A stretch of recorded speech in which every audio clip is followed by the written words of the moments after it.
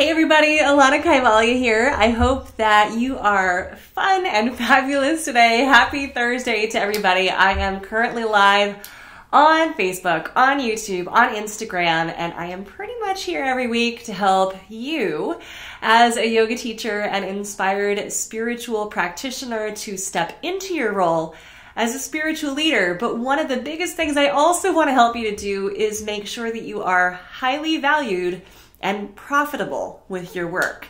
Now, I know for many of us, especially those of us in the yoga community, money can be a dirty word.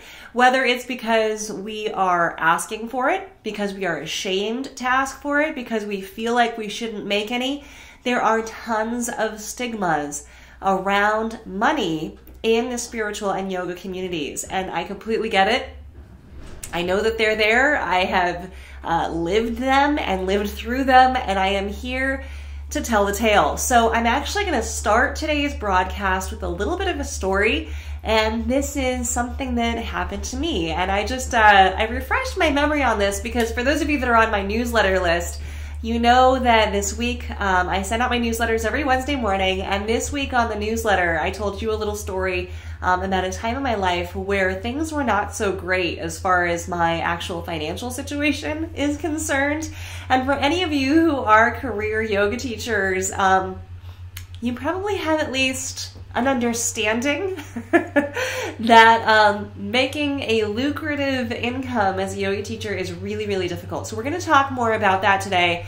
I'm also going to give you some really great tools and tips on how to turn that around and just remind you over and over again how valuable you are and how these current money stigmas in yoga are BS. In both senses of that particular acronym. BS is in bull, but also BS as in belief systems. They are simply belief systems that need to be turned around and redone, because the idea that you shouldn't make money, you can't make money, you shouldn't ask for money, that you are not valuable as a yoga teacher is utter BS. So, hello everybody. Thank you so much for joining me. I see a bunch of people joining on Instagram. I love that. I see a bunch of people here on Facebook. I also love that. So thank you for being here. And I want to take it back with you a little bit, because now in my career, I'm doing well, and I'm happy to be doing well. It has been a very long struggle. My business is a multi-six-figure-a-year business. I could never have imagined that would have been the case. There were many, many years when I thought to myself, oh my God, if I can just make 60 grand a year, I will be a happy camper. Well, I have blown past that dream, and I continue to dream bigger. And I know that it's possible because the work that we do as yoga teachers is incredibly valuable. So you and I can work together to help reframe how that is perceived by others, but also others in the industry, and hopefully inspire other yoga teachers that, you don't have to be broke and struggling. I the other day, just to kind of like get really real with myself, I looked at my tax returns for the last many, many years. And I do, of course, remember being flat broke and constantly struggling. But it really hit me when I looked at my tax returns for 2007. So in 2007, I moved to New York City. I was working at the absolutely most popular yoga studio in New York City at the time. I had a very privileged position with them. I was teaching primetime classes. I was traveling all over the world. I led 2 international retreats that year. I had taught in Hawaii, Colorado, Minneapolis. I was trying to remember all the things that I did that year. I went to Bali that year. I was still singing kirtan, singing and leading kirtan, so I was doing workshops, performances, teaching classes, leading teacher trainings, guest contributing on teacher trainings, and that was also the year that I started to teach for the Yoga Journal conferences. I was featured in the Yoga Journal magazine at least 3 times. I wrote an article for them. So for all intents and purposes, especially for me back at that time, and for many people who teach yoga, that was a lot. That was amazing. I really thought, God, I have made it as a yoga teacher. What I would love to go back and tell myself 10 years ago about that. Anyway, I felt really great. I felt like I had really reached some of the dreams and goals that I had for myself as a yoga teacher and spiritual practitioner. I felt like I was doing really well. I was in demand. I was getting lots of invitations. My classes were packed. It was great. And then I looked at my tax return from that year, the year that all of this success was happening, and my gross profit for that year was $12,000. $12,000. And my actual income after, expenses and deductions was $5,000. And I was living in New York City, and I was doing all of these things, and I was teaching for the Yoga Journal conferences, and I was leading retreats and workshops and packed classes and all of that, and I was only able to make 12 grand. So those of you that received my newsletter this week, you saw the story of me talking about how there was one week in New York City where all I had in my bank account was $1.47, and I had to make that last for 7 full days. And this was the year that that story occurred. And I would love to say that this was a one-off year. I would love to say that, the years before that and the years after that, I made much more, but I didn't. I looked at all my tax returns, and I have them all the way back, oddly. I don't know why. Who keeps these things? Through 2005. And the year that I was busiest here in New York City, I had led, I wrote, created, and led my teacher training at Pure Yoga here in New York City. I led it, I believe, 4 times that year. I was teaching primetime classes there. And the most that I was able to make, still teaching at Yoga Journal conferences, still leading retreats, still doing performances, workshops, all that, was $55,000. Now that's here in New York City, okay? And I was working my butt off.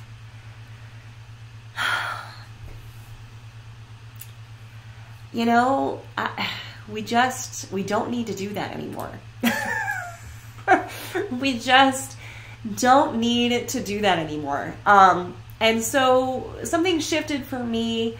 It had always been shifting, and I had always been extremely interested in moving my work online. I've always had a passion for connecting with people online. I started the first podcast as a yoga teacher in 2005. That really opened me up to understanding how interconnected we could be via the internet. It would, level the playing field for people, give them access to good education.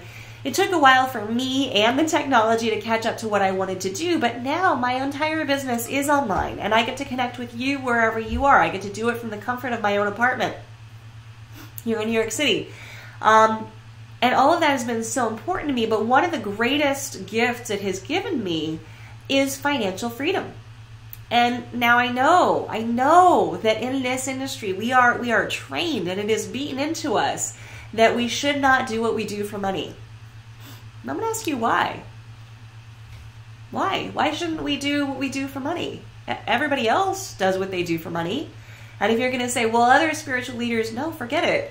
Look at some of the spiritual leaders out there. Look at how much money they're making. They have tons of products, commodities, courses, classes, workshops.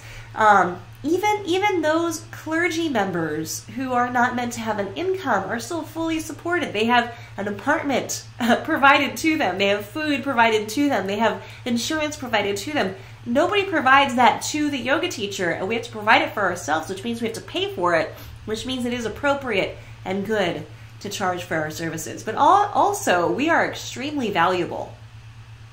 What we do as yoga teachers and spiritual leaders is priceless. It is priceless, and it is valuable to people. And when people value it, they actually pursue it. They actually, the price tag you put on something directly equals how much a person truly values what it is you do. So if you offer things for free, people see your offerings as free. If you offer things for cheap, people see that your offerings are cheap. You pay for what you get, right? So it's really, really important that we value ourselves appropriately so we are reaching the kind of students who also value what it is that we offer. You, I know, as a yoga teacher, because I've done it too, you invest so much in your education. I mean, think about it. You know, you've paid for at least one teacher training. My guess is you've probably paid for even more than one teacher training or continuing education or additional workshops. You constantly, because you value the work, you pay money for the education. That is appropriate and real. But it also means that with all of the education that you have, you get to reap those rewards. This is what everyone does in any industry. Name any industry, and this is what happens. The time you put in means that you lift up your prices. The education you have means that you lift up your prices. We also do this in yoga. So today is a bit of like a reality check plus a rallying cry. Okay, a reality check that you do not need to struggle as a yoga teacher. Struggling is not a spiritual practice. So let's stop. And that you can completely feel comfortable and at ease for asking what you are worth because you are so highly valuable. Now, one of the things that gets in the way of asking what we're worth are things, the buzzword around it is money blocks, right? We have money blocks. I think that there's recorded hypnotherapy sessions on how to overcome your money blocks. There are teachers who teach how to recover from your money blocks. But let me remind you, you are a teacher and an expert of one of the most powerful mind-changing practices on the planet, and it is called yoga. So for you to overcome your money blocks requires you to do a little more yoga around that issue. We all have money issues, all of us. I don't care how much money you make or don't make. Money blocks are real, just like anything else we need to tune up in our psyche is real. So this is something that I work on with students, and I'm very passionate about it because I know how much suffering there is in the struggle of not making or having enough. I know that in all of those years, and it was certainly 10 or more years, that I really didn't have enough money to feel safe. Money is this is a first chakra issue. Okay, this is a basic issue. You need to have money in this world in order to put a roof over your head, in order to have the security, the safety that you need, in order to buy food, right? We often, those of us who think of the chakras, which I do, we often think of the money thing as a second chakra issue. Ooh, abundance. We're going to get to that. It's not quite. It is a first chakra issue because it is foundational. Money is just a part of how our society works. It's how we get by. It's how we interact. It's how we do anything at all. And when that foundation isn't solid, you don't have a solid base to stand on. I know how fearful I used to be when I would fly to teach a workshop, not knowing if I would have the money to get home. How can I freely teach that workshop? How can I freely open my heart and utilize my gifts fully when I am in fear? How can any of us feel fear around basic needs and still open our heart to share our gifts? You can't. Okay, basic stuff needs to be handled. For any of us to really thrive in any capacity, okay, in any way, shape, or form, it doesn't need to be perfected, right? You don't have to have a gigantic overflowing bank account in order for first chakra and root stuff to be handled for you to be. No, it can be in process. It can be an evolution. You can start to earn more and feel better about it. It is a progression like anything, like any spiritual practice, but you have got to handle your business, all right? You got to get that foundational stuff set, which means, my friend, you as a yoga teacher, you have got to pay attention to your money. You have to pay attention to your business. Okay, I know that all of us, we've gotten into this because we love yoga. We are passionate about yoga. We are excited to teach. We want to teach and offer our gifts with our whole hearts. That is what we desperately want. But if you truly want to have that ability to teach, to offer, to change lives, to reach people, then you're going to have to do some of the legwork. You just have to. And some of that legwork for us in today's society as modern people who teach yoga is creating a business that actually generates cash flow. It would be awesome if we could just get our yoga teaching certificate, show up and teach. If we get paid or not, great. No big deal, because we just want to spread the love. I mean, that would be great. It's just it's not set up that way. Okay, it's not. I mean, if you have the luxury to do that, awesome. I know that I did not. And I know that many of us do not have that luxury. Many of us get into it with that mindset, oh, we're just here to spread the love and teach. Yes, you are, but you have to create the pathways that allow you to do that. And one of the pathways is creating a business that allows you to generate cash flow, that allows you to thrive. Now, I know as soon as I say business, many yogis go, ah, and they want to run away and hide their head in the sand. I get it. I was there too. I didn't want to learn any of this stuff. But learning about business and how to actually generate cash flow is so empowering. It means that you will, maybe not never, but you are much less likely excuse me, to be taken advantage of.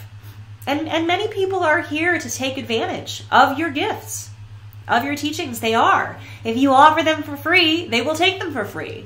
But remember, that's also the rate at which they value them. If you offer them for cheap, they'll take them for cheap, but then they're also valuing them cheaply.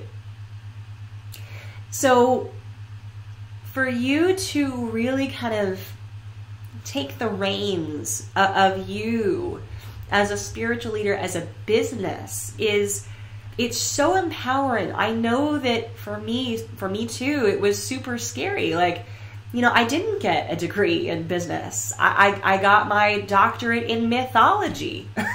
It's completely not helpful for building a business. I had to learn the hard way. I had to learn the long way. I had to learn over time. I had to make tons of mistakes.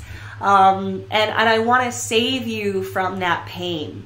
I want to save you from all the time, from the bumping into the walls, from doing it the hard way. I want to save you from the 10 plus, almost 15 years of ridiculously low income. I want this not to be our collective condition as a yoga teacher. I would love that when you tell people, yeah, you know what, I teach yoga. I'm a spiritual leader. I help people transform. That not only are you proud of saying that to people, but that their first reaction is, ooh, that means that she probably is broke, or he is probably broke, or, oh, okay, well, I know that people's impression when I used to say that to them was like, I probably didn't have my stuff together. I probably didn't have a good business head on my shoulders. I think it's time to change that impression, don't you? If you're here, if you're with me, if you're watching live, like raise a hand, put a little like, put a little shout out. Yes, ready to change that. I want this not to be my condition. I want to be thriving. I want to have the bank account that allows me to live the life I want. Because when you have a business that generates cash flow, and you can absolutely have it. I can teach you how to get it. I am here to share with you today some free resources that will start you on the path to creating that kind of business for yourself. You can absolutely do this because your love and passion for yoga means that you have to have all of the parts in place, not just your willingness and ability to show up and share your gifts, but your willingness to structure that in such a way so that your foundation is solid so that you can share your gifts. Kind of goes back to like when you're on the plane, and they give you the safety lecture and they say, the oxygen mask will drop. You have to put the oxygen mask on yourself first so that you can then be of service to others. Money, your business is your oxygen mask. You have got to have this in place because there's no paid time off for the yoga teacher. There's often never health insurance for the yoga teacher. There's no vacation for the yoga teacher. You've got to be able to provide this for yourself.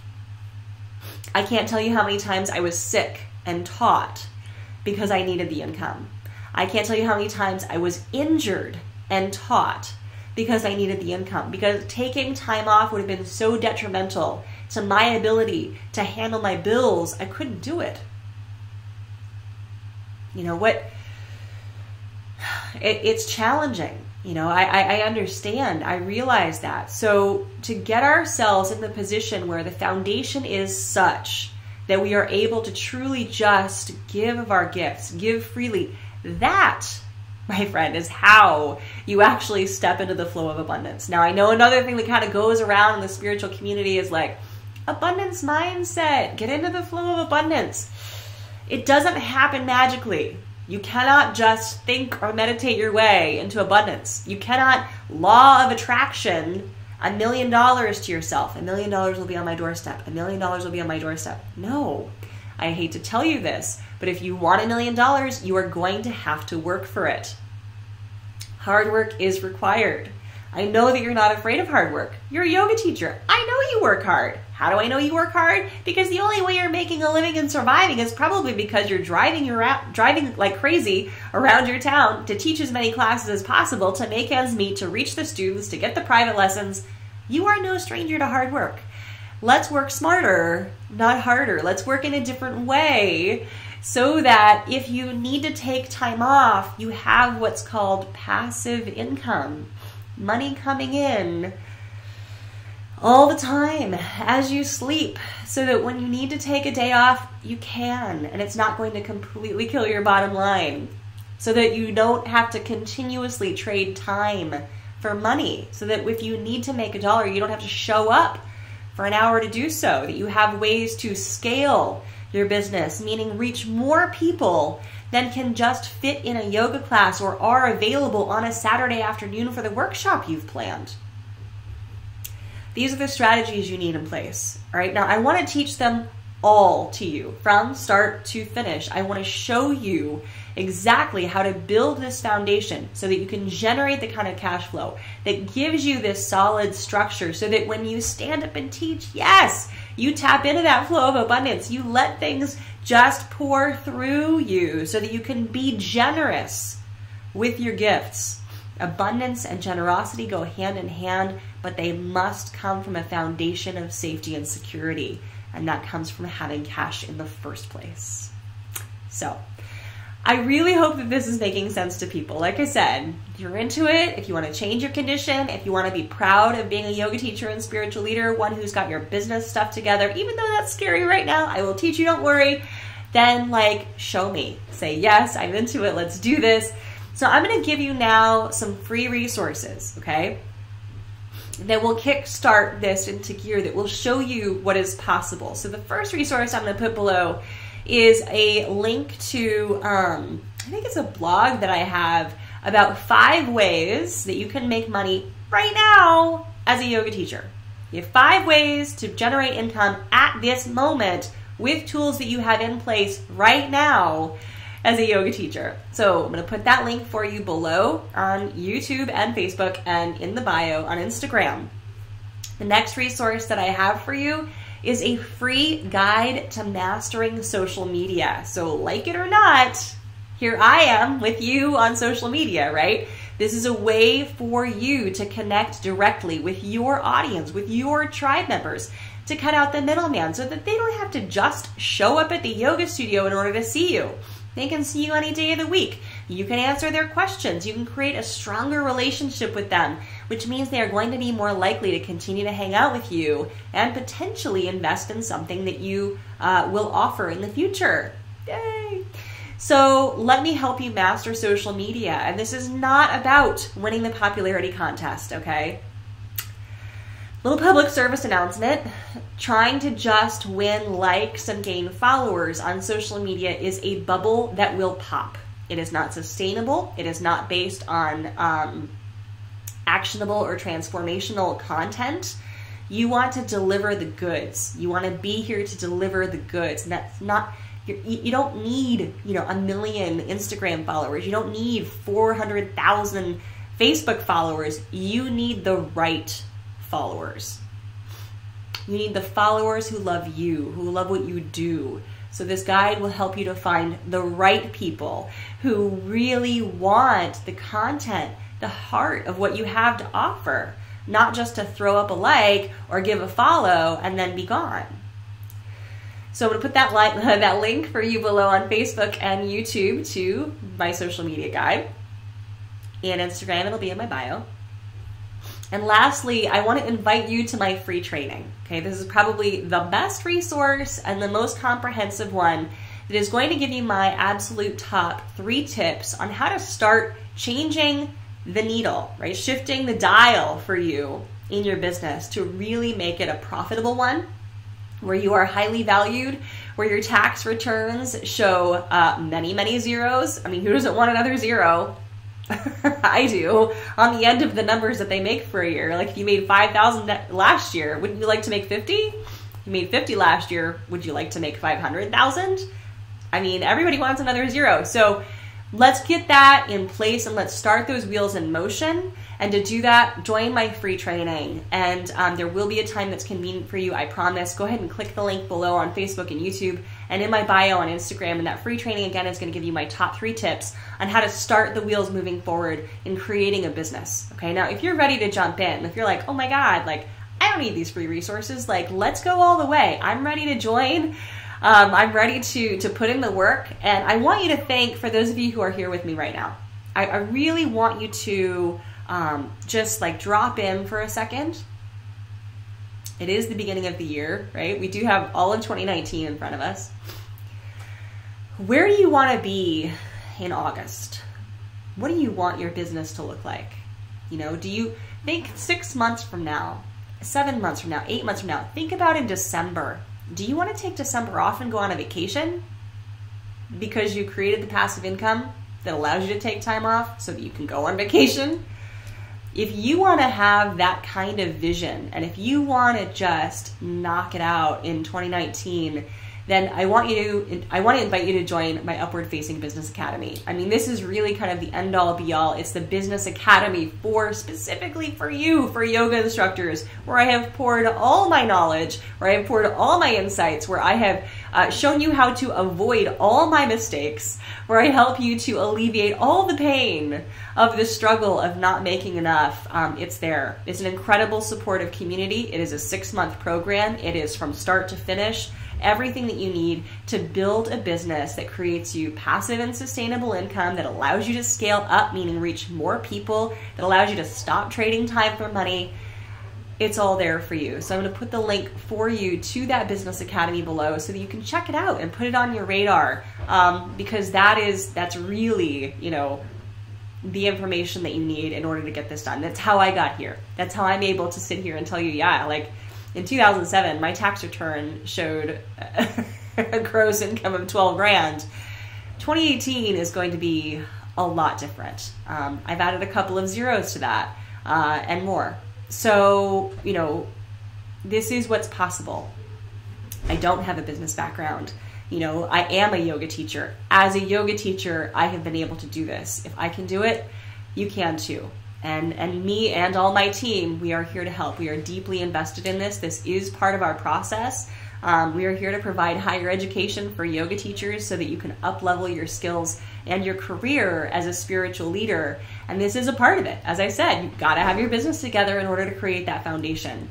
So if you're ready, let's do this. Lots of resources for you below on YouTube and Facebook and in the link in the bio on Instagram. It's been a pleasure to be here with you today, everybody. I hope that you have a wonderful weekend, and you know how to reach me, you know where to find me. I look forward to seeing you here or in my free Facebook group, or even better, inside the Upward Facing Business Academy, so we can make 2019 your best year yet and create the kind of business and career that allows you to thrive and be truly valued for what you do, because what you do is so valuable and such a gift to your community.